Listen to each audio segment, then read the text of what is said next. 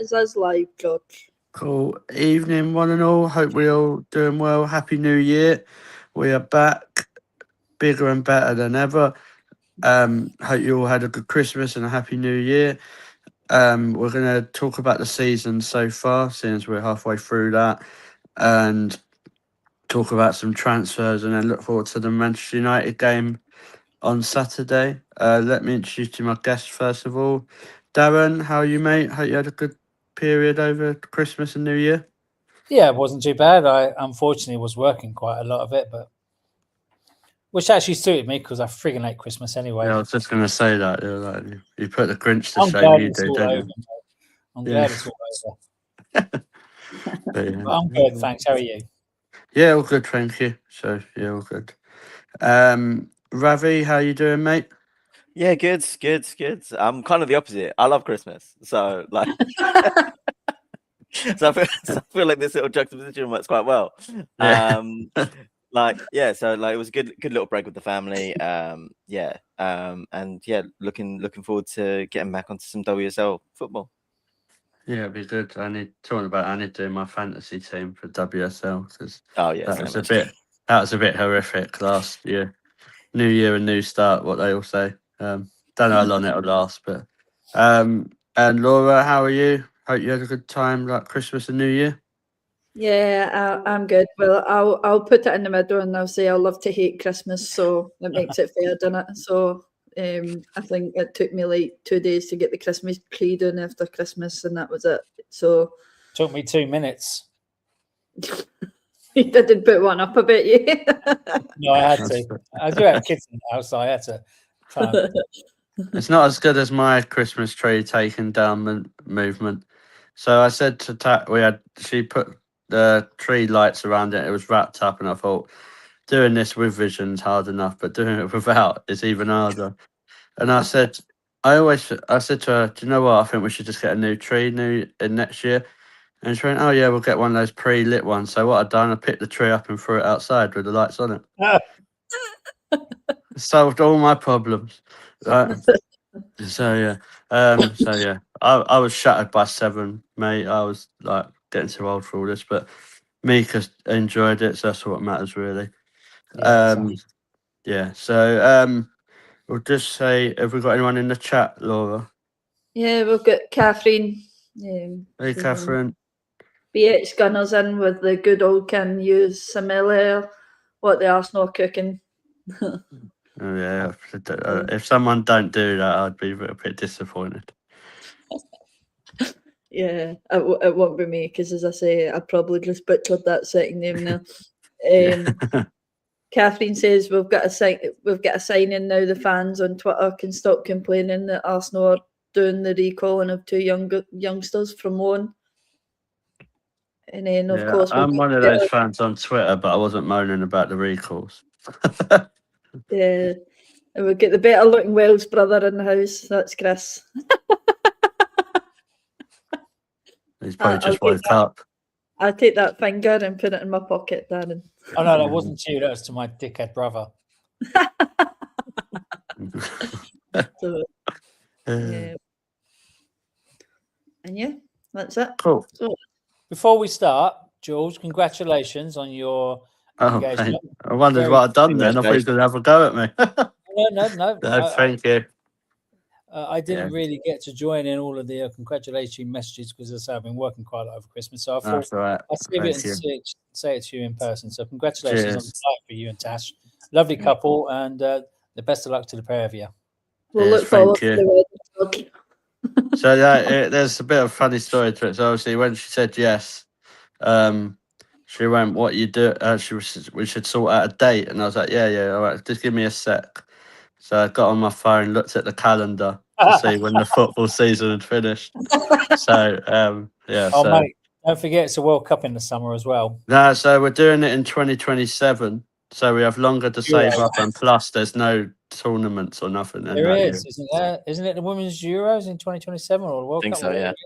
Yeah, but I don't follow the international one. So and Scotland won't be there that far, so Laura will be all right to be there. So we'll get a few more in. We'll obviously get Kevin. Kevin joined us in the chat. And then can you pull that middle finger back out for me? Because this guy that's put in the chat deserves this one. Thank you. Whoever that is. That's Ryan, and he says, hashtag Glasgow is blue when it's not because the grass is green. Glasgow is blue. Unless he's colourblind. Yeah. But yeah, Ryan likes winding people up. But like I said, he's shit at it as well. Like he's absolute shit at trying to wind people up. So. But yeah, so yeah, thank you guys for being in the chat. Obviously, drop your comments when we continue the show. So talking about that, we're halfway through the season. I think on the whole, when we put a few weeks ago, I think we were all probably a bit disappointed and a bit negative about it. Darren, would you say? And then obviously we got some good results on the back of that. Got to play Leuven again for a change, so obviously that we should be going through there before we knock Chelsea out when we go and win it again. But on the whole, now what's your thoughts going in of the season so far? Oh goodness gracious, what a question! It's what they pay me for. Yeah. Well, I mean, it's. The season, as you say, halfway through. As a whole, I guess there's a tinge of disappointment that we're not up there with Man City. I'm not sure how many points they are in front of us now, 6, 7, whatever it may be. 8 points. 8 points. And this is frigging Man City that we destroyed last year. We started the season off reasonably well, didn't we? A couple of good wins against London and West Ham, then a draw against Man United. I'm reading this, by the way, I can't remember all this. And then a late goal against Villa, which at the Emirates, which was another bloody draw. And then City beat us 3-2. So, I'm not going to go through every single result, but I was hoping for a little bit better from the champions of Europe. But maybe we're all expecting a little bit too much considering what happened in Lisbon in May. And we all thought, well, next season is going to be our season. But maybe, just maybe, that win in Lisbon was just papering over the cracks that we're all very aware of and very apparent of, that there are some whole style changes that need to be made within our squad. So, yeah, happy but not happy. Yeah, I do agree with that. I think the thing that everyone forgets about Man City, Ravi, as well is I think they compare them to last season when they had they were filled with injuries, wasn't they? Yeah, that's true. Yeah. So you got to think now they haven't got those injuries. They didn't have Champions League football to distract them. So for them, this season was probably, if having the fully fit squad was probably expected. Do we think they would be as far ahead as they was? I don't know. I don't think it's as big of a surprise. It's not a surprise to me that they're challenging for the top spot. It's a surprise to me that they're 6 points clear of Chelsea, and 8 points clear of us. If you told me at the halfway point that we'd be 2 points behind City, a point ahead of United. 2 points behind Chelsea and a point behind Man United, or a point above Man United, I would have probably said, you know what, I think that's a pretty good start, good half of the season. Given that we're so far behind Man City, you'd expect them to fall off a little bit, but with the winter break, with them not playing Champions League football, with all these factors of their better injury record, you've got to say it's theirs to lose. But we just have to make sure that we finish in those Champions League spots, in amongst Chelsea and Man United. But it is a bit of a disappointing season as previously said. But it's just I think it's been frustrating, and I think there's factors against us in the sense of we put so much energy into Lisbon.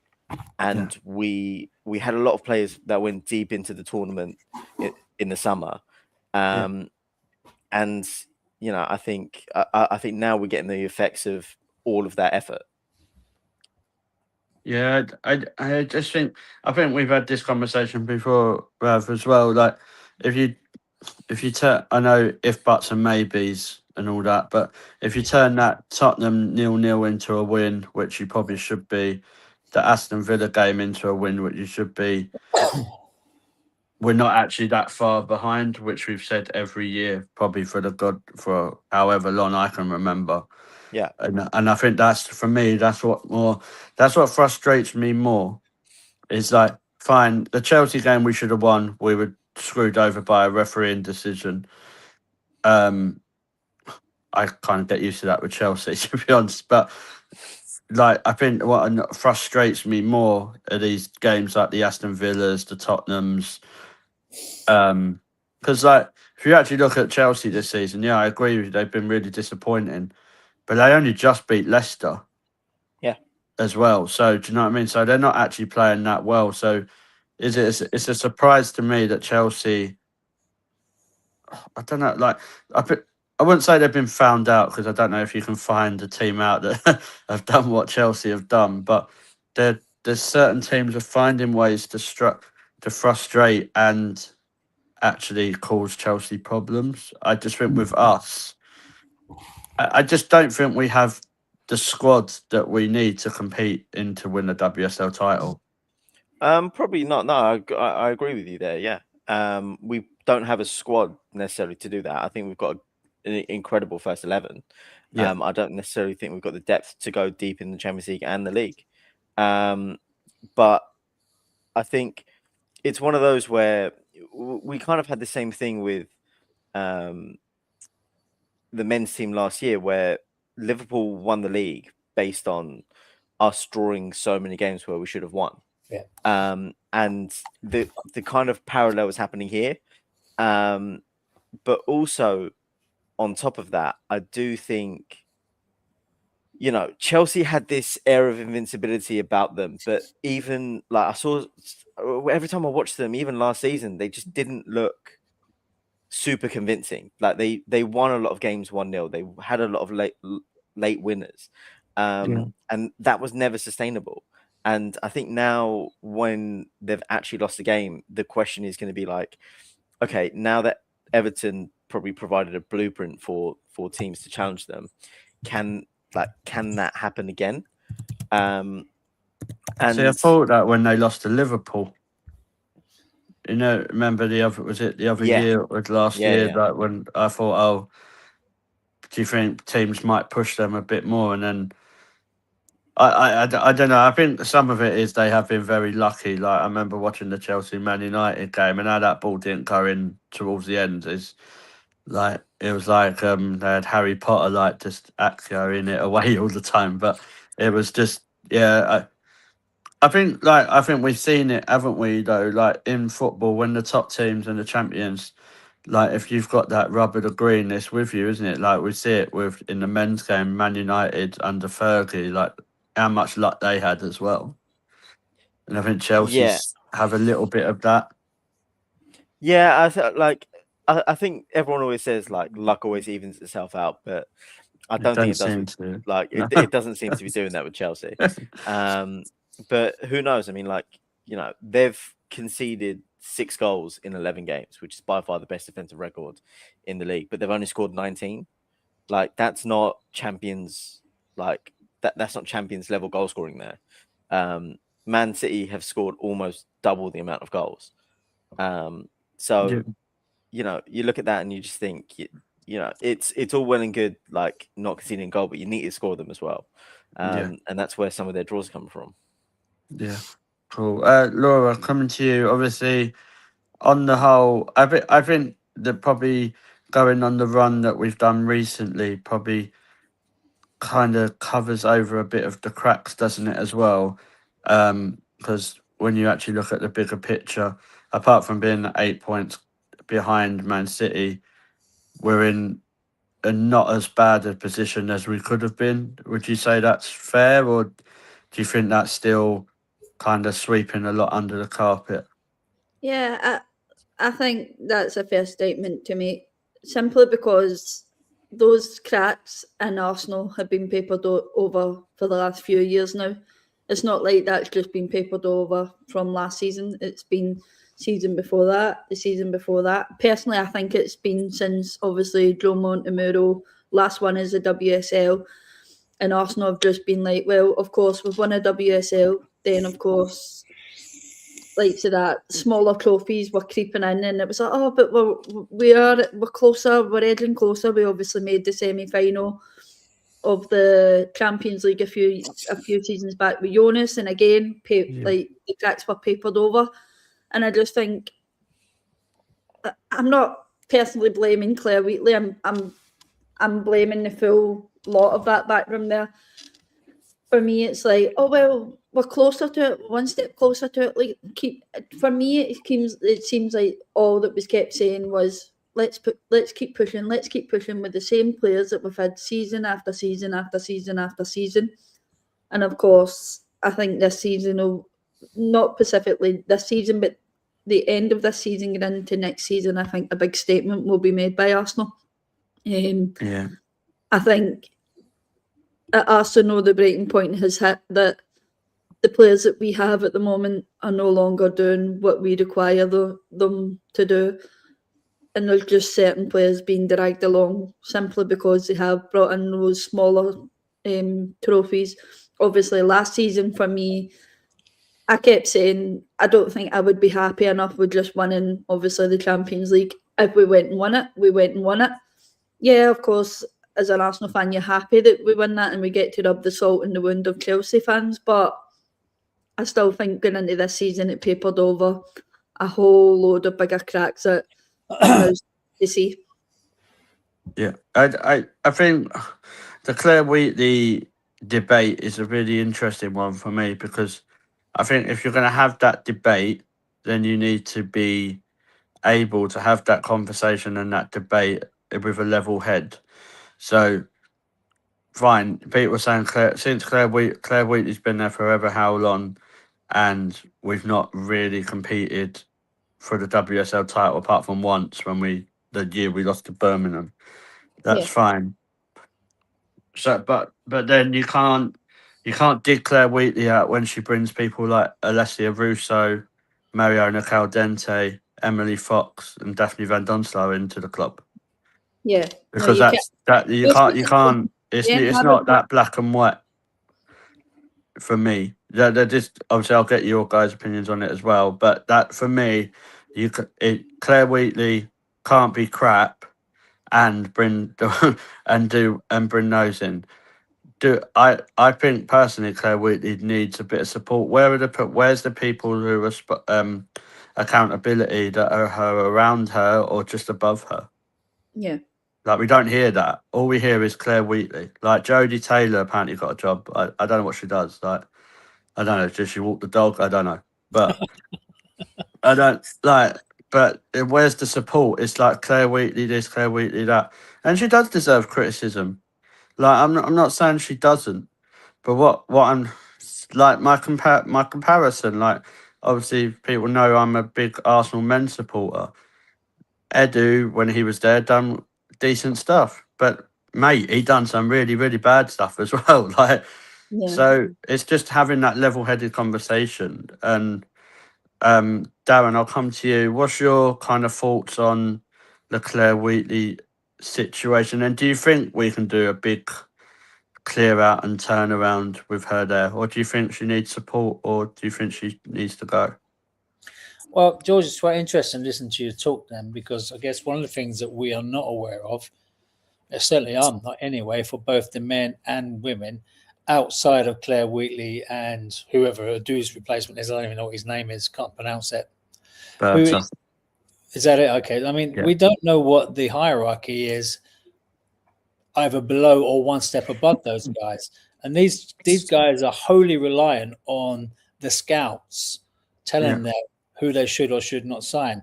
Of course, the buck always stops at the top. So Edu and Claire Wheatley are responsible should, a real shit signing be made. I was almost going to say Jenna then, but I don't believe she was a shit signing. I just don't believe she's been given the opportunity to show what she potentially could do. However, and I know a lot of people would say this, you, I, and the rest of them are not at Connolly every week seeing what happens on a training pitch. So there has to be a reason why Jenna is not starting as frequently as one would like. Claire Wheatley, No, I'm not going to get my claws out and attack anybody. I'm not qualified enough to be able to judge these people. They've all got a job to do. To my belief, they do it to the best of their abilities. And as I say, in my job, if my team get it wrong, it's me that gets the shit. I sign it off, and if it goes wrong, then I have to wear that. If it goes right, then I get the credit. So it's the same in all walks of life. So I don't really want to. I just think it's hard. It's hard, isn't it, mate? Like, because we can all say, "Oh, she's done a shit job" or whatever, but then this is what I mean. But has she? Because we have just won the Champions League. She hasn't. So, no, I don't. I think when things go wrong, I don't think she's been that great, but I don't think she's been the worst either. She hasn't been the worst. And when things go wrong, when things go south, people always look for a scapegoat. And sadly, yeah, of course, normally the people at the top that get the criticisms. The thing is, but Claire's not the one telling them what they should be doing on a pitch. No, that's not necessarily saying then the next person in the firing line's the manager.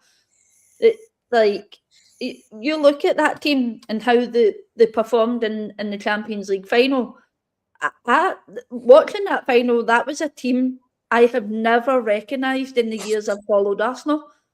That team was a total different team to me. Defending wise, midfield wise, obviously when Stina come on, Darren will be happy with us. We get the goal when the strike. We're praising the strikes, but you were wanting Beth Mead out at the start of the season, But so looking at that Champions League final, you're thinking to yourself, no, actually there is a team there. That team can do what we want them to do. And we've said time and time again, it's just consistency. Where's the consistency from the players that we're relying on time and time again? And they just don't do it. And that's why we all went into this season with high hopes, thinking, well, champions of Europe, we can do this. But we're not doing this. And can I just say that the 8 points, Ravi, I think you said 8 points, is not insurmountable. If you look at the fixtures that's still to come, Man City, maybe it might be a little bit out of our reach, but even top 3, if we lose on Saturday and Tottenham win, then we go down to 5th and everybody else pulls away from us again. So there's a lot riding on Saturday, first game back of the season. And fuck me, the pressure is going to be on those girls and the fans.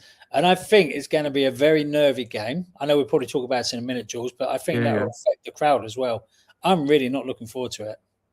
I don't look forward to playing Man United at all anyway. But Ravi, I want to come to you about obviously these points about the club and Claire Wheatley. Do you think it kind of goes back to though what the intentions and the aims of people just above Claire Wheatley want for the women's team? I know people might say, "Oh well, they've proved what their intentions are." Yeah, but that's on the men's side. Do you think? Obviously, I don't know, so we might be talking a bit out of turn, but this is just a fan's opinion show. Do you think they need to probably have representatives for every aspect of the club just above, if that makes sense? Yeah, I mean, I think if I've got my facts right in my head, Edu was Claire Wheatley's direct superior. And when he left and Andrea Berta came in, he said his focus at the start is on the men's team and not on the women's team at all. But at some point that will come under his remit, or at some point someone will be hired to take over that section of like the club. In that sense, that leaves us without a designated director of football overarching that area of like over the women's game, basically for the club. I don't think there's a lack of support from above Claire Wheatley. I think they do want the best for this club. I do think it's very difficult to manage for one person to manage both a successful men's and women's club. We don't see that anywhere else. No. I'm pretty sure Chelsea have about 7 different directors of football. That's they're not successful, are they? Really? And well, I mean, like their men's team is successful, but because they're owned by 7 different corporations or something like that. Yeah. Like Man City's got I can't really recall, but I know that they've got separate directors for their men's and women's teams.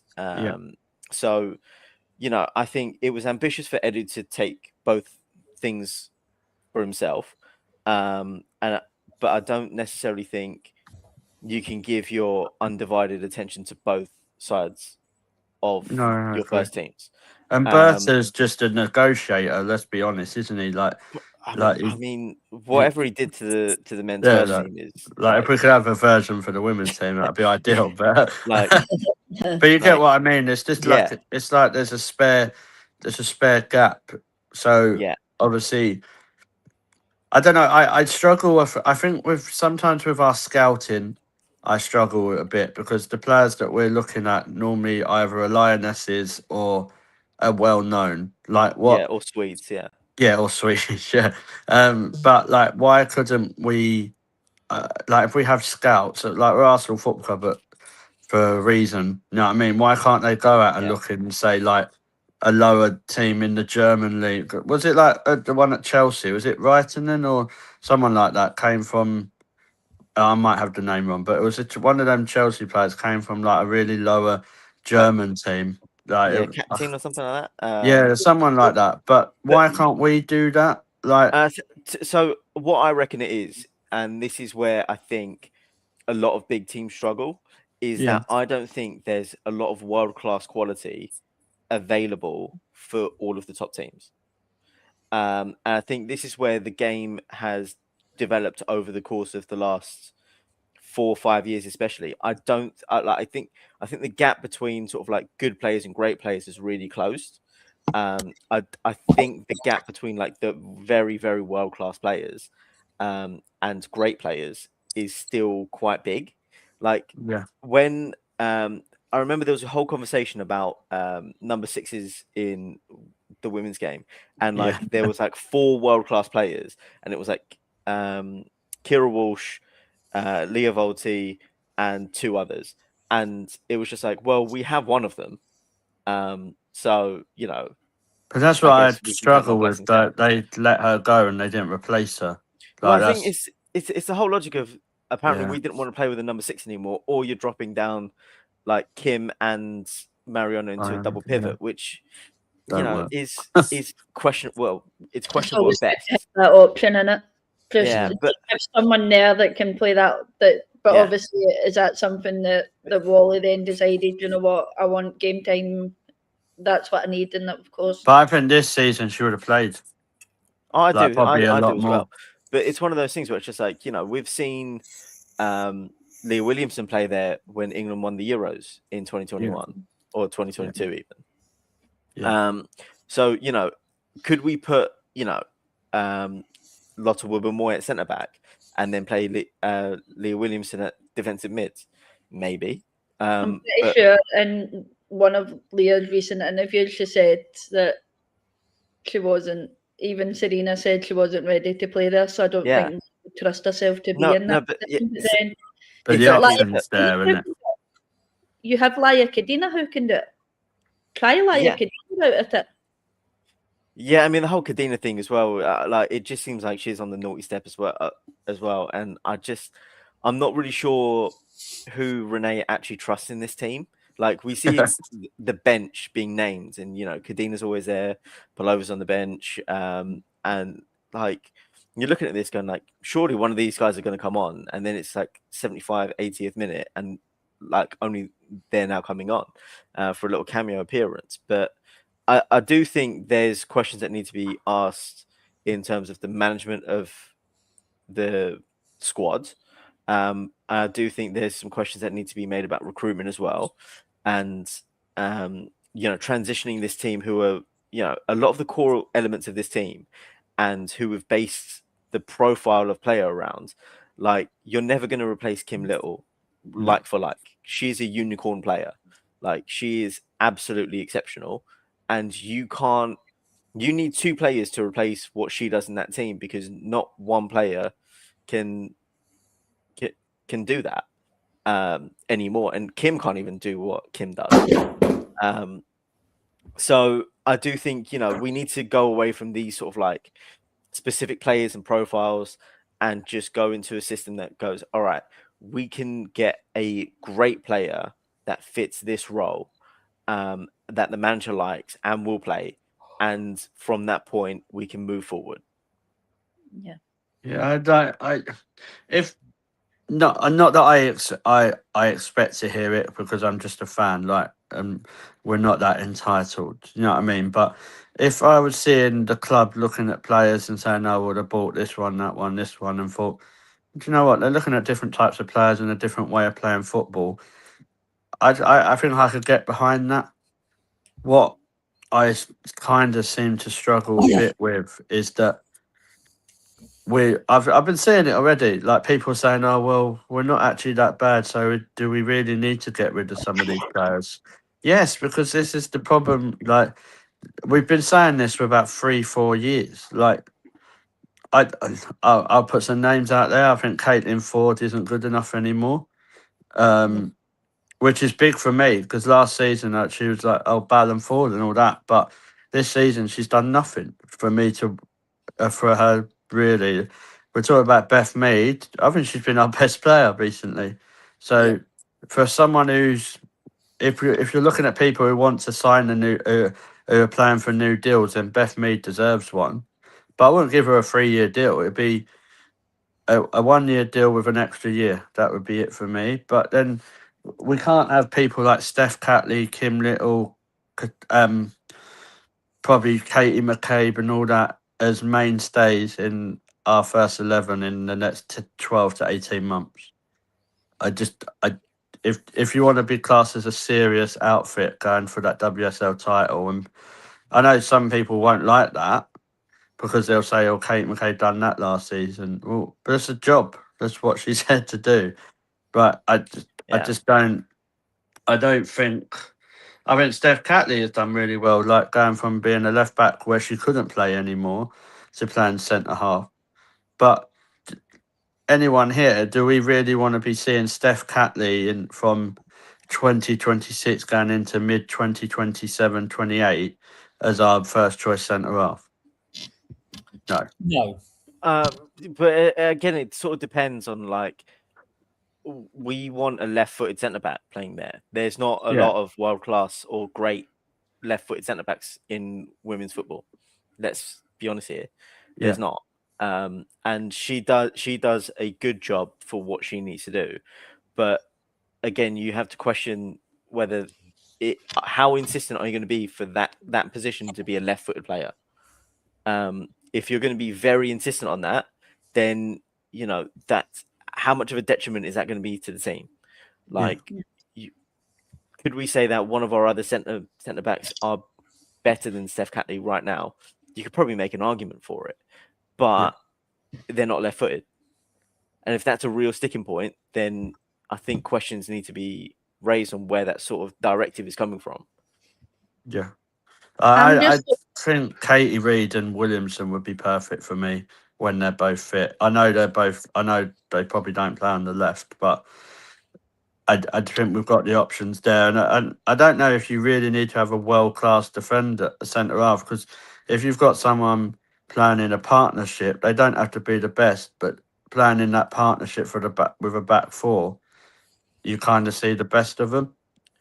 I think it's complementing of skills. Like, let's take a look at the men's team where we're lauded with the two best centre backs in partnership in world football in Gabriel and Saliba. Their styles complement each other like for like. Even if you look at our second choices of Hincapié and Mosquera, their profiles are similar to Saliba and Gabriel on both, on the right and left side. So it's that question of just like, okay, if Leah Williamson will be our first choice centre back, regardless of whoever plays with her, we need someone that complements her skill set or covers her weaknesses. And that's where I think a lot of questions need to be asked, and sort of like long-term succession planning for a lot of these players in the team. And I just don't feel like we do have that, because if we had that, then we would have looked to replace Raffaele when we lost her, wouldn't we? Yeah. And that's where it worries me. Do I think we had a long-term succession plan to replace Kim Little? No. No. I think they're hoping that Kyra comes to fill that, and she won't. But that's my point, though. You can't replace Kim Little. No, and I think that's the problem. You have to change the system for that. Yeah, and that's the problem. Like you said, you can't.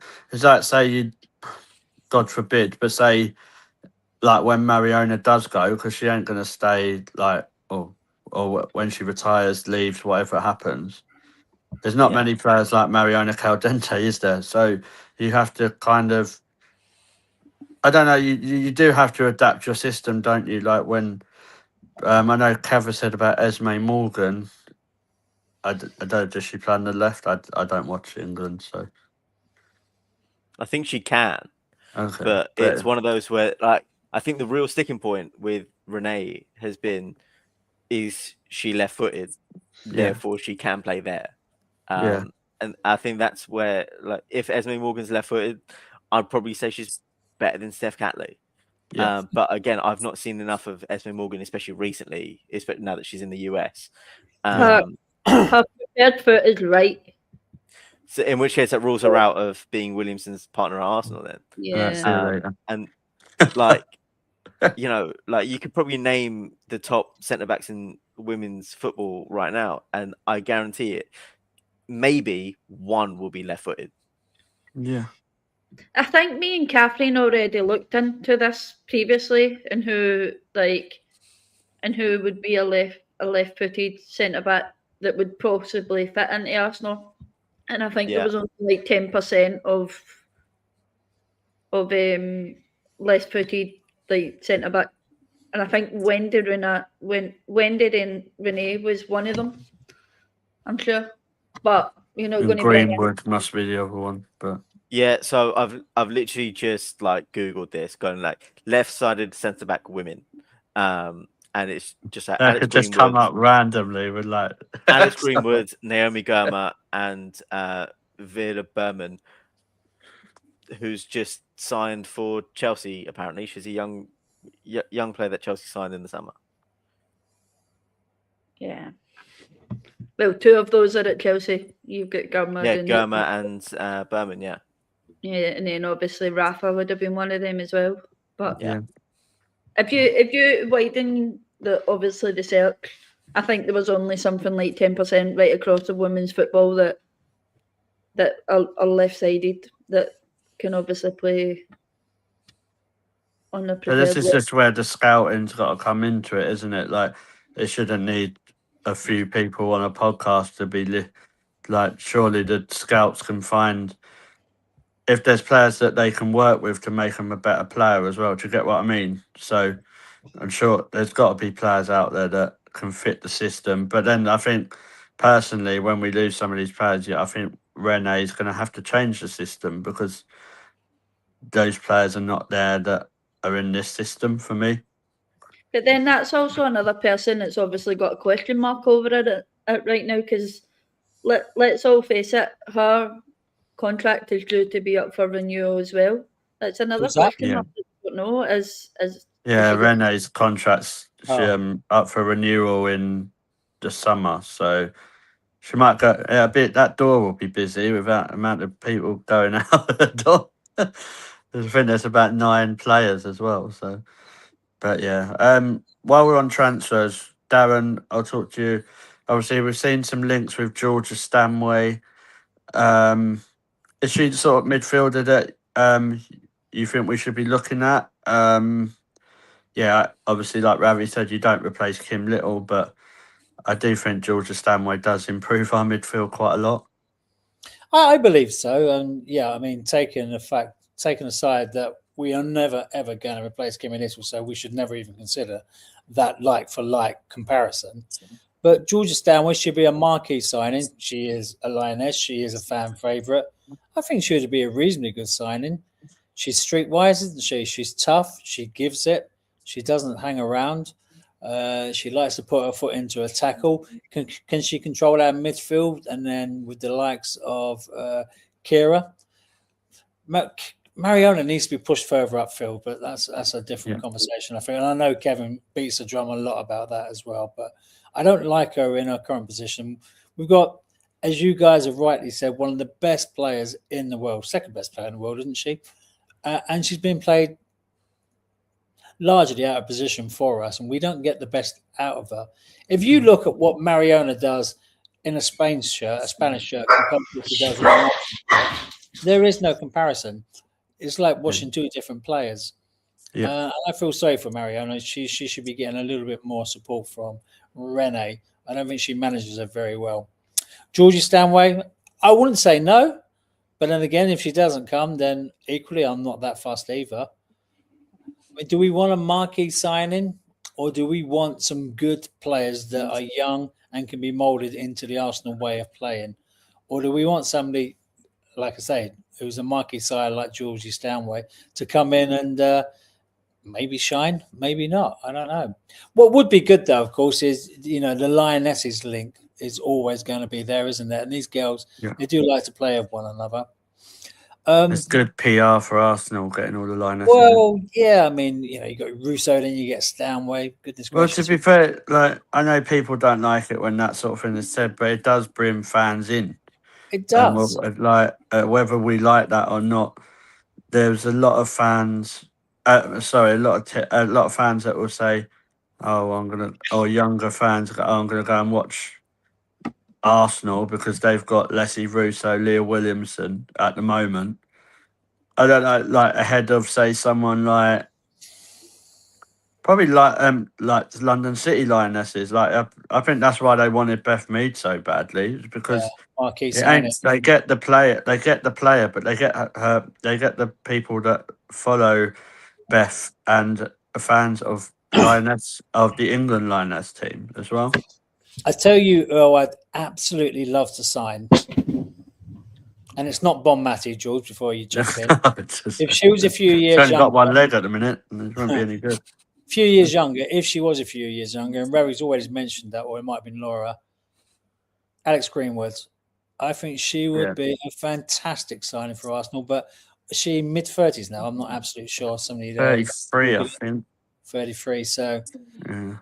Sadly, we've probably seen the best years of her career, but if we can find somebody like Alex Greenwood to come in and complement, I've always said Letizia.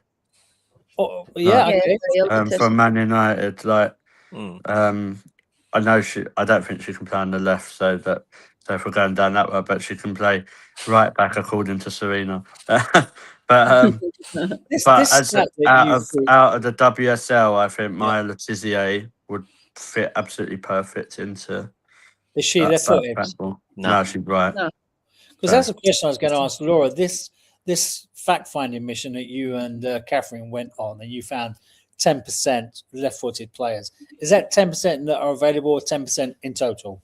It's 10% right across women's football. So it can't be that freaking 10% of. So there's only like slight few. Is Ravi pulled up? As most likely that sounds like Ravi's pulled up European. Yeah. Because you haven't fully looked into the NWSL. If Catherine can confirm on this one for me if she's about, but I'm pretty sure when we were looking at the start of the season, the possibilities of who we could bring in for that centre back pairing with Leah and a left-footed, it was only like 10% of defenders right across women's football that could cover that left side. Yeah, I found a Telegraph article while I was just like looking it up on my second screen, where it said it was about 2 years old, so it's relatively recent. Where it said in the Premier League, 26% of players were left-footed, but in the WSL it was 12%.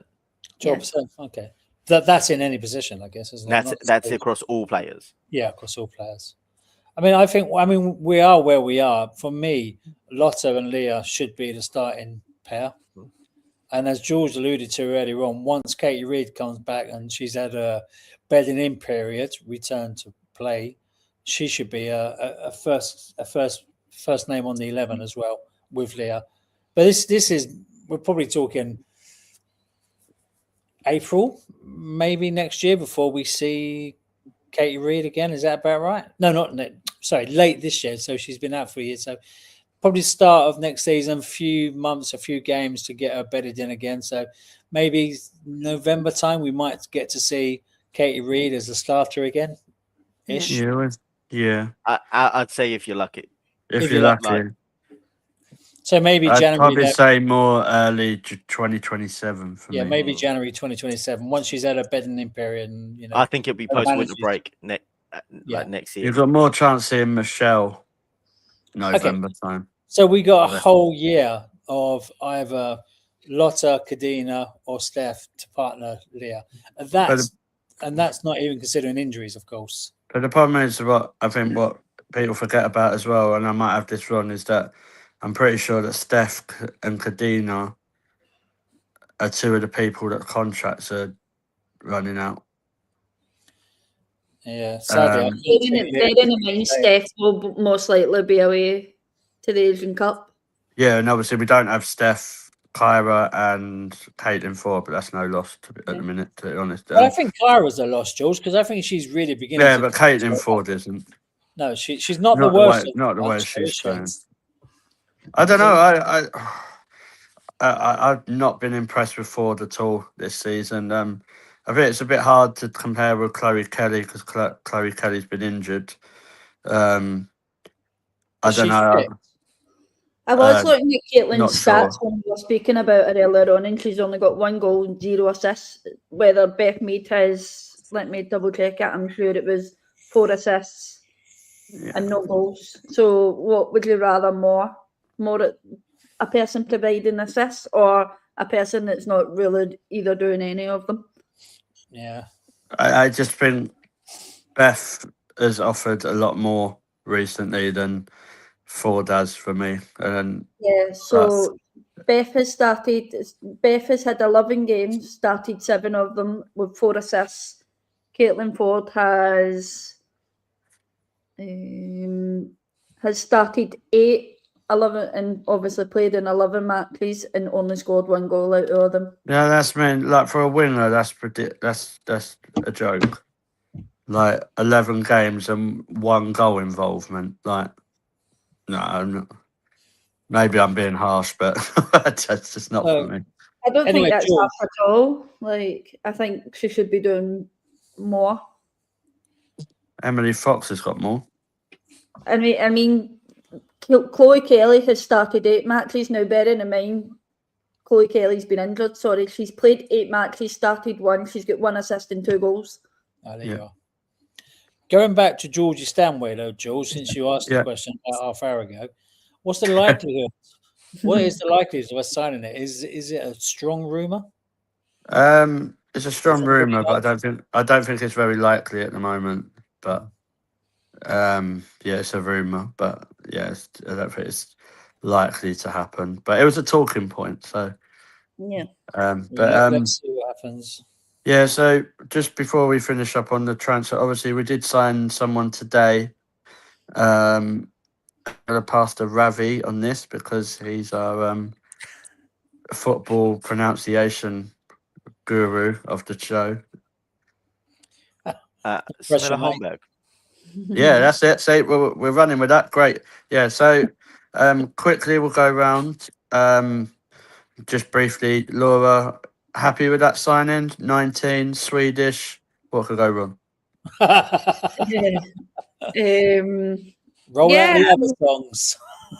It's cover for Emily Fox, isn't it? And of course, she's young, so she's obviously going to learn off one of the best. Well, the best since Soccer Donner decided to take it off the list for right backs. So we'll be having about that one. She signs a new deal. Hopefully, fingers crossed. That's one of the ones we want to genuinely keep. Yeah. I'm happy with that. She's I know she had a really good Euros with Sweden, didn't she? But as Kevin said, we won't put her on penalties. We won't put that kind of pressure on her. No penalties. She missed the last penalty for Sweden, wasn't it? Right over the bar.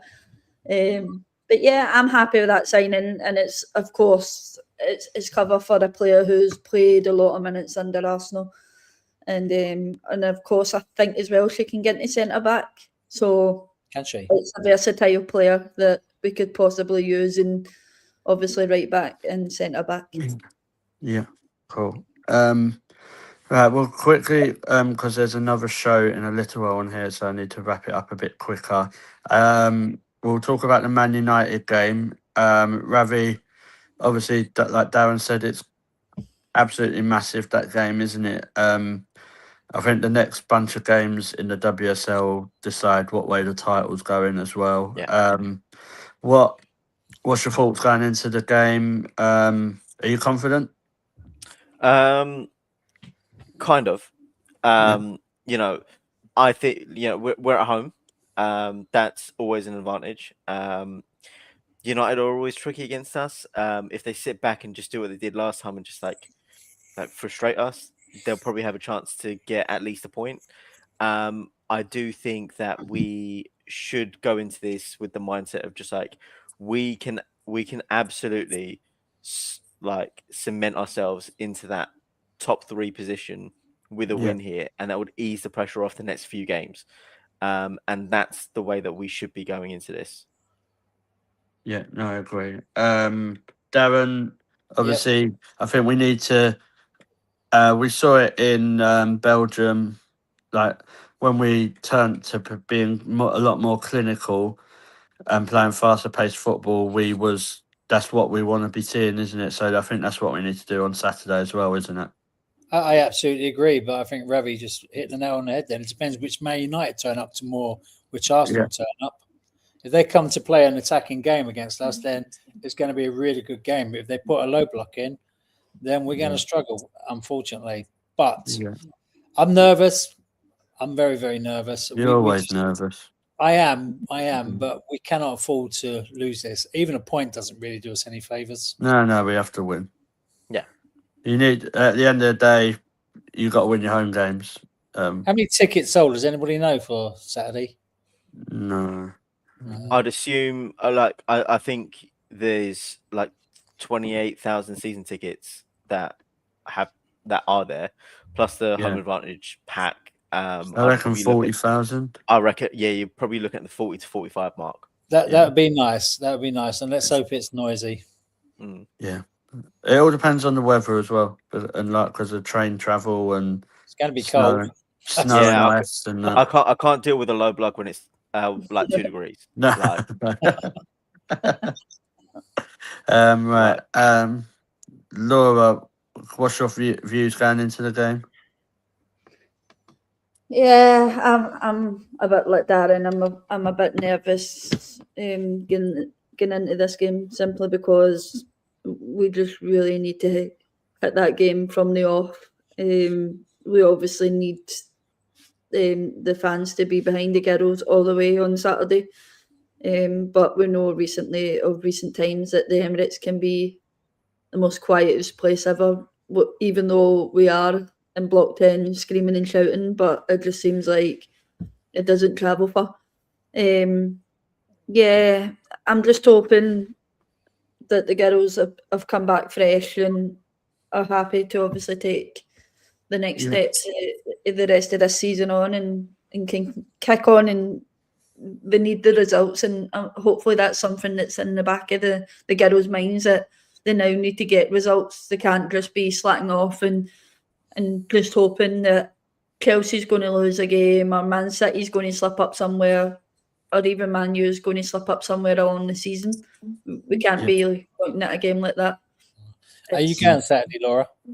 I'm not. Someone else has taken my ticket. I don't know who's taken it. It was on the transfer. Claims is the same. Unfortunately, towards the end of January, getting into February is a busy one for us because obviously we'll be down for Chelsea. Then we'll be down for obviously Man City, and then I'm also down for something with Yaz. So at the end of the month, it's going to be a busy one for us. I don't think I'll be away for London for a full month every weekend. So yeah, this one's a miss for us. But there will be something new on the channel that's coming out. So keep an eye on that one. Teaser. Cool. Quite quickly, we'll go around, get your predictions. Austin has just called you a legend in the chat, Darren, but he's probably just trying to kiss your ass because you're looking after him in Belgium. I think he called us all legends, so he did. Yeah. I'll stick up for Kellogg's boy there. He did. He called us. I hold the power for his Belgium ticket, so he has to be nice to me. Right, Ravi, predictions? I'm gonna go with a 1-0 win for Arsenal. Oh, Ravi, I was going to say that. I knew you were. Right, let's get a different. Oh, I don't need to ask Darren who's going to score, but Ravi, who do you think is going to score?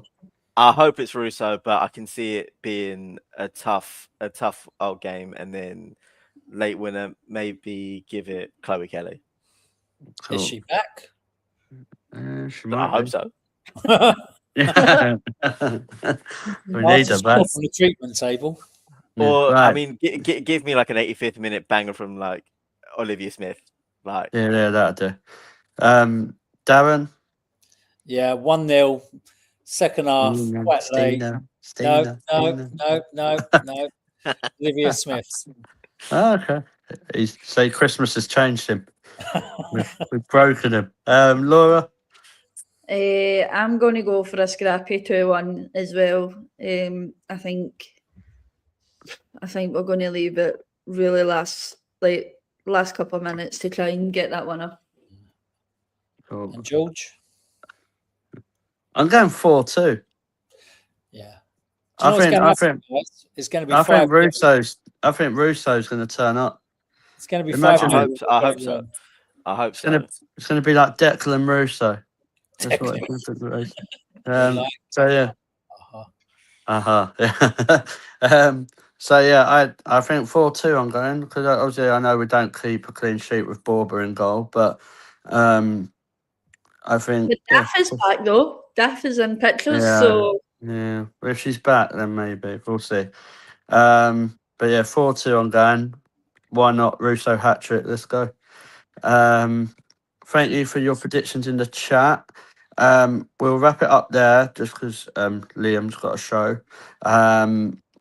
But yeah, just want to say thank you to everyone in the chat. A comment did make me laugh when Darren, you said it's going to be like 2 degrees or something, and someone said it's not going to be that high. So that's just the summer's day, that is. But yeah, so Darren, thank you for coming on and being brilliant as always, and I'll see you Saturday. Yep, see you Saturday at the pub, mate. Yeah. Ravi, thank you as well. Brilliant, and I'll see you soon. Yes. And Laura, thank you for everything, and I'll see you soon. yes, you sure will, and that shall be at Chelsea when we batter them this time. Also, do we want to just touch on quickly that there will be a giveaway for that as a joint channel? For the channel, there will be a giveaway of tickets for the Chelsea away game that we've got left over. So we'll put some information out for that probably in the next few days.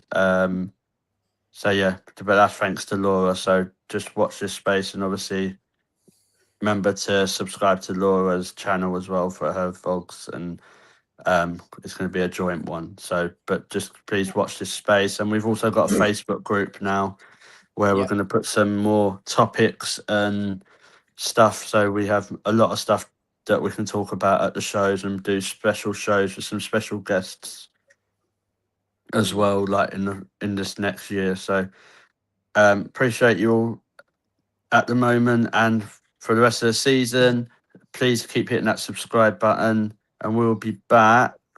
I don't even know what day it is today. Monday. Is it? But we will have a watch-along on Saturday, which Ryan will drop information about. So yeah, we will be back next week to talk about after beating Man United and Russo's done the knee slide in front of Skinner. So good night, everyone. Take care and stay safe. Ciao.